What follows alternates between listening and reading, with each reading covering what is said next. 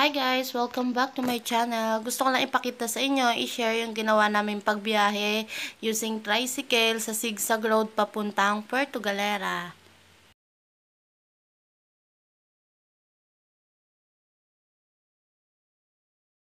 Tamaraw Falls.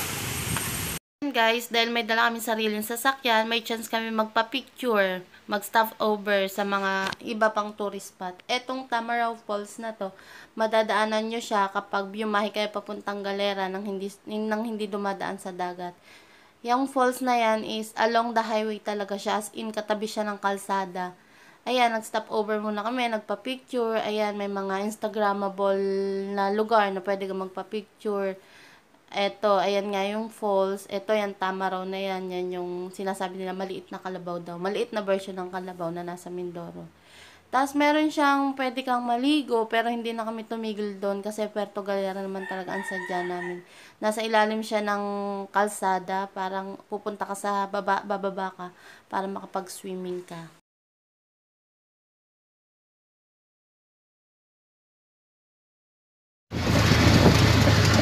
Ayan.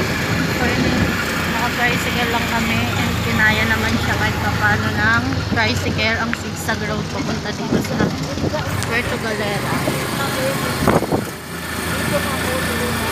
Medyo malapit na kami sa katotohanan, guys. Aplatan niyo.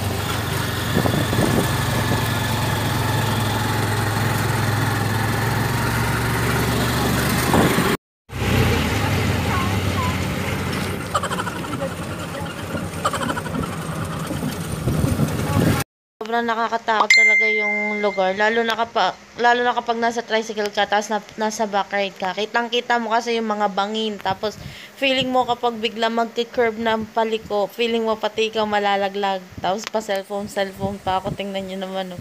Pero todo kapit na isang kamay ko diyan.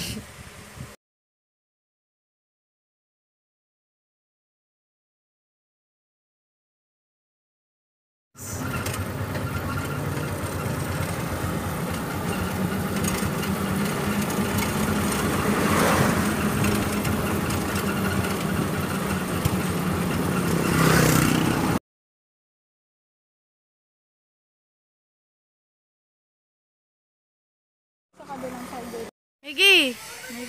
May mangyan po sa likod na. Stop over muna ngayon dito. So far, kinakaya pa naman ang tricycle naming dala. Nakakaahon pa naman sa mga Sigsag Road. Kinakaya pa naman. Yung isa namin kasama naplatan na. And nag-aantay lang kami dito. Ayan. Punta tayo sa may lupa. Andito na kami. Konting kembot na lang daw, Puerto Galera na. Huwag daw sa tapat ng puno ng nyog, guys, dahil lumalaglag daw yan. Dito, te! Dito, walang puno ng nyog. Ano na? Anong tawag mo dyan? Yung bunga lalaglag, ano ka ba? Baby, Huwag na dyan. alanganin na sa kalsada tayo. Gusto ko sa gilid. Ay, dito na. Doon na lang. Umupo tayo doon. Ayun na, nag-antay-antay lang kami dito. Ayan, sobrang sigsag ng road na dito. First time namin dito. Upo na nga. Sobrang sigsag ng road. Upo kami.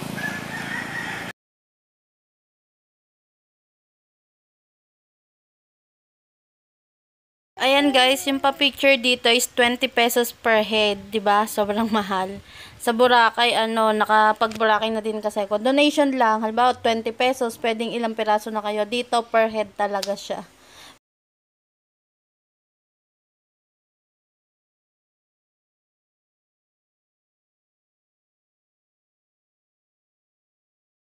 Tingnan namin.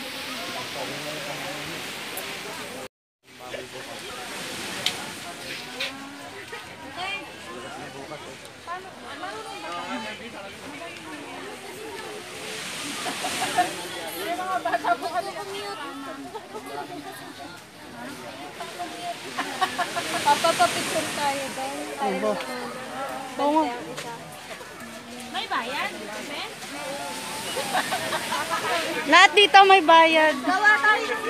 Hindi na pwede mag-over.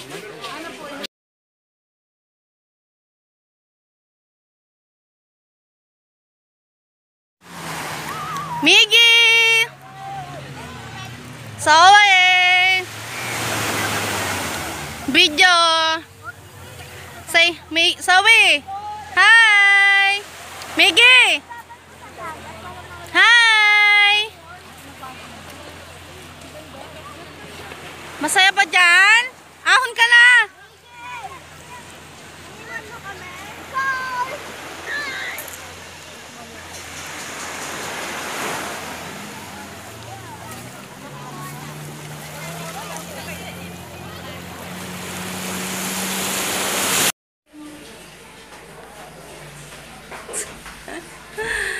Okay, 12 to 12. 2K na.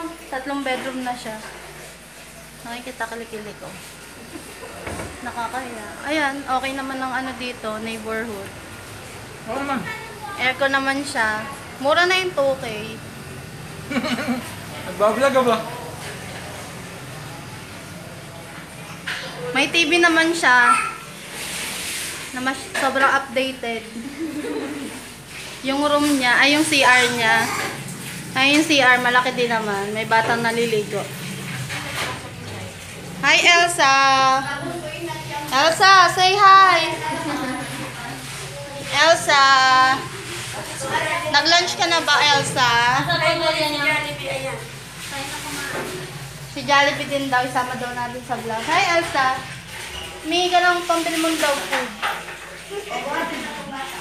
Pambili mong diaper. Ayan, uuwi naman ang mga parental guidance namin mamayang gabi. Mga dalagita lang katulad ko ang may iwan dito.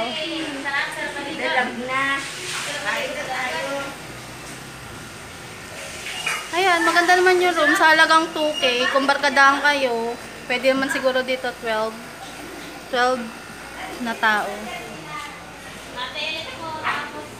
Tayong tubig. Can I drink water? Wala tayong tubig, bibili tayo.